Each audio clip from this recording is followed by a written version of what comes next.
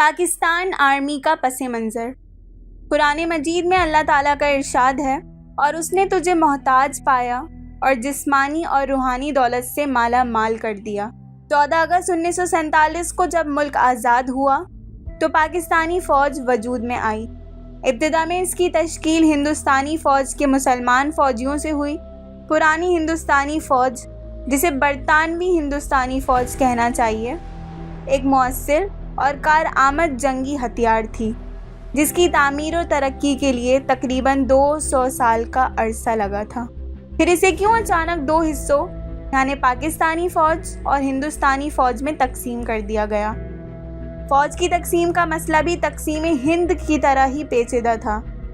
اس زمن میں سب سے پہلے یہ دیکھنا ضروری ہے کہ مسلمان جو صدیوں سے بر صغیر کو اپنا ملک سمجھتے رہے تھے، اپنے لیے ایک علیحدہ وطن کی ضرورت کیوں محسوس کرنے لگے؟ انہیں تو یہاں رہتے ہوئے 1000 سال گزر چکے تھے۔ ہندوؤں کی طرح انہوں نے بھی اس کو اپنا حقیقی وطن مان لیا تھا۔ اسی سرزمین میں وہ پلے بڑھے۔ پھر کیا وجہ ہوئی کہ انہوں نے اس وحدت کو تقسیم کرنے کا فیصلہ کر لیا؟ حقیقت یہ ہے کہ برصغیر اپنی تاریخ میں کبھی بھی ایک مکمل ملک نہ تھا۔ قدیم زمانے کا بھارت ورش یا آریہ ورت سندھ و گنگا کی وادیوں تک محدود تھا۔ انڈیا انڈیکا سے ماخوذ ہے، جس سے مراد دریائے سندھ کا علاقہ ہے۔ اس میں شک نہیں کہ اشوک اور ہرش جیسے راجاؤں نے برصغیر کے خاصے بڑے حصے پر حکومت کی، لیکن سلطنت کے بیشتر علاقوں میں ان کو اجنبی حکمران سمجھا گیا۔ وحدت ہند کا تصور صرف مسلمان کی تخلیق ہے، اور انہوں نے ہی ایک حکومت، ایک تہذیب اور ایک زبان کے ماتحت ان علاقوں کو یکجا کرنے کی کوشش کی۔ یہ مسلمان حکمران، جن کی اکثریت مقامی باشندوں پر مشتمل تھی، 700 سال تک اسی جدوجہد میں مصروف رہے۔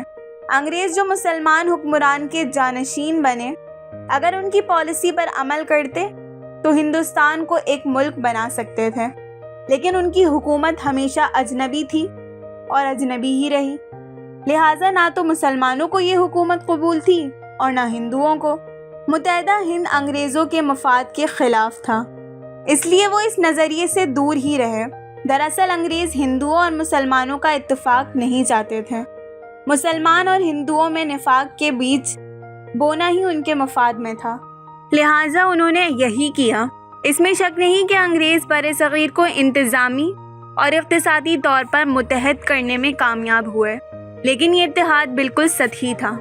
چنانچہ انگریزوں کے یہاں سے کوچ کرنے کے وقت ہندو اور مسلمان ایک دوسرے سے بالکل بدگمان ہو چکے تھے۔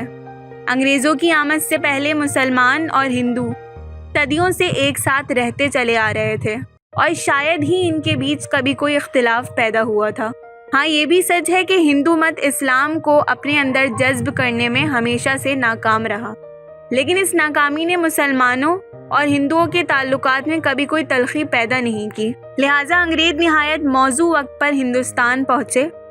انہیں مغلوں کا جاہ و جلال دیکھنے کا بھی موقع ملا۔ پھر مغلوں کے زوال کے بعد جب افراتفری پھیلی، وہ اس سے فائدہ اٹھانے کے لیے بھی تیار ہو چکے تھے۔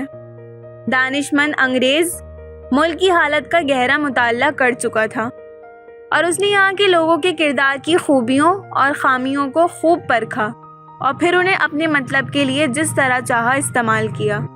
لگاتار مشکلوں اور سیاسی بحران سے یہاں کے لوگ خود بیزار ہو چکے تھے، اور وہ اسی انتظار میں تھے کہ کوئی ایسا حکمران آئے جو امن قائم کرے، عوام کی حفاظت کرے۔